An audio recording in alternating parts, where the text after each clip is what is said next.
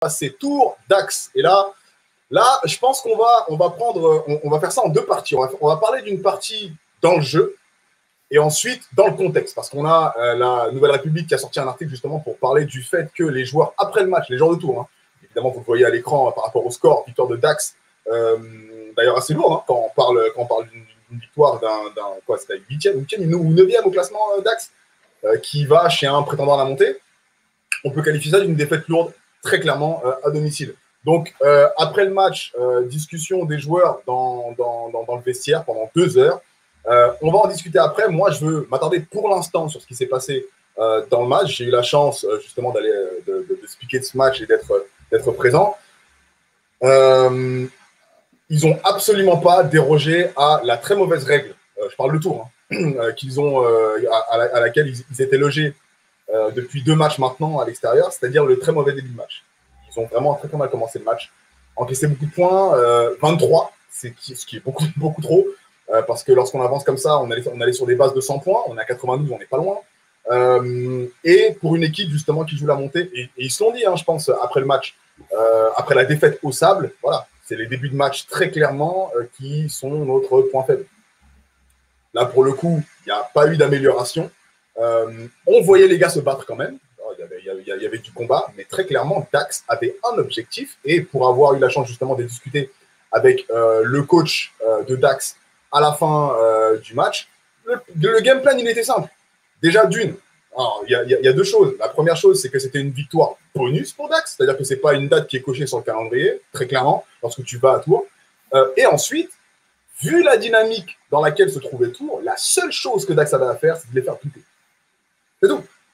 Et tu peux très bien faire douter une équipe, qu'elle soit devant ou derrière au score. D'ailleurs, Tours a été devant au score, ça ne les a pas empêchés de repasser derrière et de ne plus jamais reprendre la main. Donc, c'était assez simple, lorsque tu as des roublards comme Rand Almeida, comme Gauthier Darrigan dans tes rangs, de faire douter des mecs.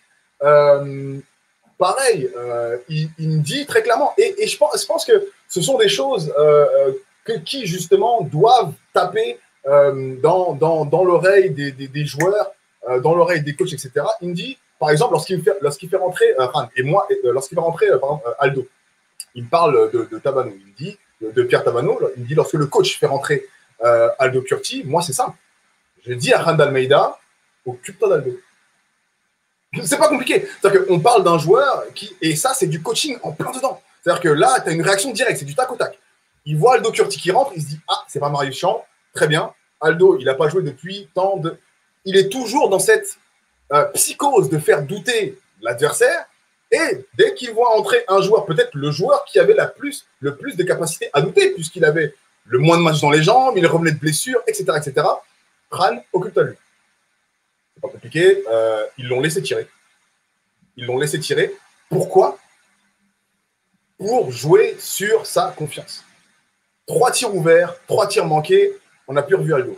Et ils ont fait ça avec quasiment tous les joueurs. C'est-à-dire que le but était de saper la confiance des joueurs. On a vu l'efficacité à 3 points, et même offensivement de Fabien Ateba qui a plongé. Ils ont tout fait en sorte pour annihiler les velléités offensives de Tours, les étouffer lorsque eux avaient le ballon en attaque et les empêcher de mettre en place leur défense.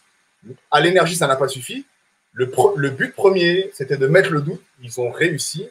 Victoire de Dax, respect à Dax. Et très clairement, Tours avait des abcès à percer. On va en parler tout à l'heure. Antoine, je vais t'entendre là-dessus.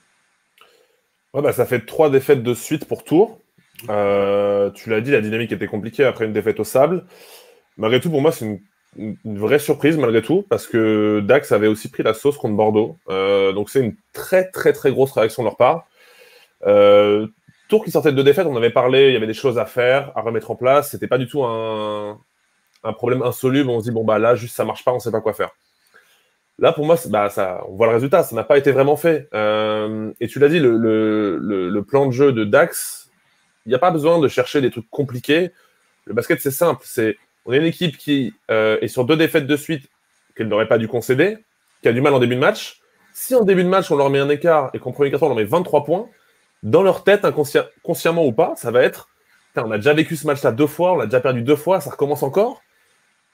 Dax l'a fait direct et le doute s'est installé directement. Tours n'a jamais été vraiment dans ses baskets, dans son basket.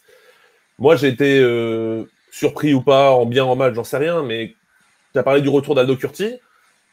J'empiète un tout petit peu sur le prochain sujet, mais moi, quand je suis Marius Chambre, que j'ai fait un super intérim et que je vois Curti revenir, je sais pas, on peut peut-être se poser la question. Et la question, le coach de Dax se l'est posée, il a répondu très très vite. C'est pas de sa faute, mais il a pas de jus. Il a pas le jus de la compète. Il faut le faire travailler. Il faut l'empêcher de retrouver son basket. Parce que si Aldo Curti, les 2-3 premières actions, il y a un shoot ouvert qui rentre, 2 petites passes D, bah, la confiance revient très très vite pour un joueur comme ça. Mais là, au final, tu l'as dit, ils l'ont laissé ouvert et a priori, on peut se dire, bah, s'il est ouvert, c'est bien, il a le temps de se préparer, etc. Tous les mecs qui ont joué au basket le savent. C'est que parfois, quand tu es trop ouvert, c'est bizarre, c'est pas normal. T'es pas dans ton rythme parce que tu te dis, je devrais pas être si ouvert. Et du coup, tu hésites à prendre ton tir. Et quand tu le prends, vu que tu as hésité, c'est déjà trop tard, c'est déjà perdu. Et donc, Curti, il loupe 3 shoots ouverts et après, il peut plus. Il est pas dans la compète, il fait un mauvais début, c'est terminé. Donc, Dax a très bien joué son coup. Très grosse réaction. Et ensuite, pour le reste, on passera à la deuxième partie du sujet, comme tu l'as dit. Mais Tours, il y a des choses à faire et il y a des choses qui ont dû être discutées, je pense. Mike. Du côté de Tours, il y a un équilibre à trouver, je pense, parce que c'est vrai que quand tu regardes le match comme ça de l'extérieur, la première chose qui te saute aux yeux, c'est le manque d'unité. Et c'est vrai que dans un match comme ça, encore plus quand tu l'expliques, moi, c'est ce que je voyais de l'extérieur. Quand tu vois Dax avec un plan aussi bien travaillé, j'allais dire, et en plus de ça, des individualités très fortes qui ont aussi pris le match en main à un moment donné où il fallait le prendre. Je pense par exemple à Zouzoua et à Wish. Tours a vraiment pris la pression d'un coup parce que finalement, ils n'arrivent pas à mettre en place leur jeu. En défense, ils sont aussi dominés parce que justement, les individualités de Dax, elles aussi prennent le dessus celles de Tours. Donc, il y avait tous les ingrédients pour être un match catastrophe et en vrai, ça l'a été. Ça l'a été et on va justement passer à la partie numéro 2 où je vais vous partager à l'écran l'article de la Nouvelle République. Alors, on va uniquement montrer le titre, hein, mais je pense que ça va être assez évocateur pour tout le monde de toute façon. La Nouvelle République qui dit justement là, hein, je pense que vous le lisez avec nous, une mise au point salutaire entre les joueurs. Elle parle évidemment d'une discussion qu'il y a eu entre les joueurs et les coachs après le match qui a duré 2h30, presque 3 heures après le match. Donc, on se souvient, la saison dernière, il y avait eu à peu près le même scénario. Ils avaient enchaîné 3 défaites et puis ensuite, justement, après une grosse discussion, ils ont fait 11 victoires. C'est tout ce qu'on souhaite à Tours, mais on n'est pas du tout dans la même configuration que l'année dernière. On parle de la blessure de Vincent Pourchaud pour cette saison. On parle également du retour presque de 4 joueurs, en fait. Parce qu'on a Christophe Larouturou et Aldo Curti qui reviennent de blessure et on a le recrutement de Jérémy Bichard et de Thomas Smallwood qui viennent densifier l'équipe. Donc on se retrouve avec un effectif pléthorique, compliqué à manœuvrer. Mike, toi qui justement est coach et qui, je ne sais pas si dans ta carrière de joueur, tu as déjà eu affaire à ce type de scénario-là. Ensuite, toi, Antoine, tu nous diras comment est-ce que tu vois ça de l'extérieur. Mais je voudrais l'avis de Mike là-dessus par rapport à ça, que ce soit son avis soit de coach et également d'ancien joueur. Est-ce que tu as déjà eu à vivre ça dans tes effectifs? Un trop-plein justement d'effectifs et peut-être justement une difficulté à manœuvrer tout cela, sachant que plus il y a de forts joueurs, plus le bateau est difficile à tanguer, ça devient un peu le Titanic.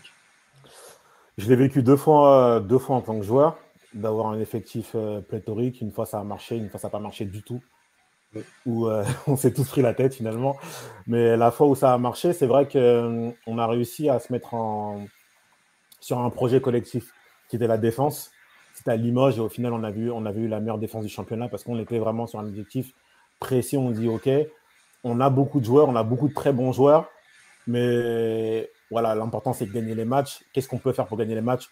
On doit défendre et donc on va mieux défendre que tout le monde. Aujourd'hui, Tours en est là. Parce que c'est vrai qu'offensivement, ils vont toujours réussir à trouver, même sur un match difficile, à mettre 80 points. Maintenant, c'est comment ils vont réussir à stopper les mecs. Si tu laisses Dax à 92 points, ouais, tu vas perdre le match.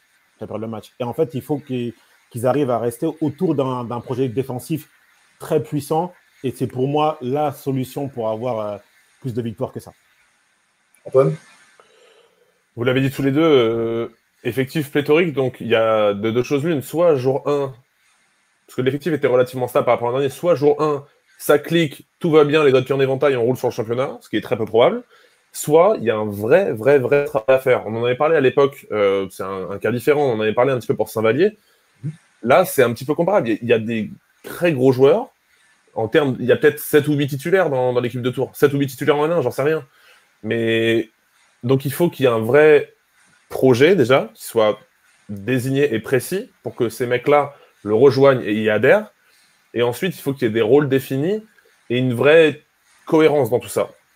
Et bon, Mike en a très bien parlé parce qu'il a l'expérience du joueur de haut niveau, mais je pense qu'à un moindre niveau, on va dire, ça nous est tous déjà arrivé, je pense, de ce genre de discussion d'équipe où tu as une grosse équipe, quel que soit le niveau, ça marche pas, tu sais pas pourquoi, chacun a des petits ressentis, des petits états d'âme, ça parle pas trop, ça pète un bon coup, et soit là, tu atteins un point de non-retour et tu traînes ton équipe comme un boulet jusqu'à la fin de l'année et tu n'arrives à rien, soit, comme le dit le titre, c'est salutaire, et là, il y a un gros groupe qui s'est formé, il y a une grosse réaction d'orgueil, une conscience de groupe qui s'est créée, et là, tu avances, c'était inarrêtable. Parce que les groupes qui vivent super bien, où tout le monde est copain, c'est idéal, on va pas se mentir. Il y a plein d'équipes qui sont montées qui vont te dire, nous, on s'entendait super bien, on était une vraie famille. Mais pour monter, t'es pas obligé d'être les meilleurs copains du monde. C'est juste, on va à la guerre ensemble. Je sais que mon copain va être là pour faire ça, pour m'aider, et moi, je vais l'aider comme ça aussi. Et je pense que c'était peut-être ce qui manquait un petit peu à Tours en ce moment, parce que déjà en début de saison, on a un effectif un peu gargantuesque, assez stable par rapport à l'an dernier, donc ça fonctionne. Mais là, tu l'as dit, ils ont intégré beaucoup de nouveaux joueurs. Et dans les deux vrais recrues qui sont arrivés, c'est quand même Bichat et Smallwood. C'est pas du bout de banc de N1 qui est là pour faire une petite pige et dépanner 10 minutes. C'est du gros titulaire en N1. Donc, quand tu l'as dans ton effectif de base, ce mec-là, il faut l'intégrer. Mais quand il arrive en cours, tu peux pas juste lui dire, tu te mets là, tu fais comme lui il faisait, et puis t'inquiète, suis le flow global. Tu peux pas lui demander ça parce que il va pas accepter, je pense. Et surtout que ce serait se priver d'une grosse partie du talent et de ce que ces mecs-là peuvent apporter. Donc, je pense que cette discussion était absolument nécessaire, cette discussion qu'ils ont dans les vestiaires. Après, je n'ai pas la teneur de cette discussion. Peut-être que ça a pété et que, comme je l'ai dit, ce sera irréparable. J'y crois peu parce que j'ai pas l'impression qu'il y avait des tensions folles dans ce groupe. Mais cette discussion, elle peut devenir salutaire. Et match prochain, ça peut être une grosse démonstration de Tours qui dit bon, c'est bon, on a décodé 3 matchs, maintenant c'est fini, on est ensemble, on avance. Manque de cohésion, manque de solidarité auquel on a pu être témoin durant les 3 derniers matchs pour Tours, mais une discussion qui peut justement peut-être arranger tout ça, on le verra dès ce week-end avant